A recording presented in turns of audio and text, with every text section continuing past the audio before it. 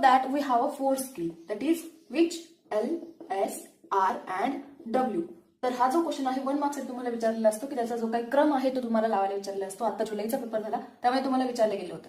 तर त्यामध्ये आहे प्रोडक्टिव्ह स्किल आणि रिसेप्टिव्ह स्किल. तर प्रोडक्टिव्ह स्किल काय असणार आहे आणि रिसेप्टिव्ह स्किल काय असणार आहे. प्रोडक्टिव्ह म्हणजे काय की टू प्रोड्यूस समथिंग ना, टू प्रोड्यूस साऊंड और वर्ड. म्हणजे काय की हे आपण प्रोड्यूस करतोय. मग प्रोड्यूस कशातून करू शकतो आपण. प्रोडक्टिव्ह स्किल म्हणजे काय की ती स्पीकिंग, म्हणजे काय की आपण जे बोलतोय ते काहीतरी आपल्या तोंडून काय होतं साऊंड प्रोड्यूस होतोय, त्याला आपण प्रोडक्टिव्ह स्किल म्हणणार आहे.